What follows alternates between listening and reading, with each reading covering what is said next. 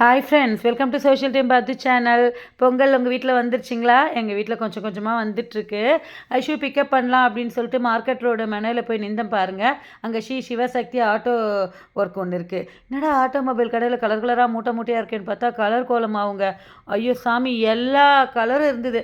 நமக்கு மெயினாக கரும்புக்கு கலர் தேடுவோம் தெரியுங்களா?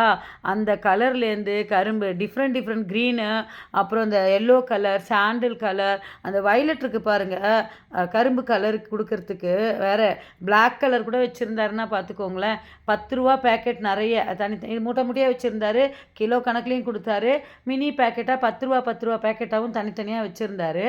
ஒரு நிமிஷம் அப்படியே ஆச்சரியப்பட்டுட்டேன். நம்ம என்னடா இது கலர் கலராக எங்கே போய் தேடுறதுன்னு பார்த்தோமே, இங்கே எல்லாமே ஒரே கடையில் கிடைக்குதே. காப்பி கலரில் கூட இருந்ததுங்க. உங்கள் ஏரியாவில் இந்த மாதிரி கோல மாவு கடை இருக்கா? எவ்வளோ பேக்கெட் விற்கிறாங்க? இது கூட நம்ம அரிசி மாவு, இது அந்த வெள்ளை மாவு இருக்கு இல்லைங்களா, அதையும் சேர்த்துக்கலாம். வெள்ளை மாவு 1 கிலோ 30 ரூபான்னாரு. உங்கள் ஏரியாவில் எவ்வளோ? நீங்கள் வாங்கிட்டீங்களா?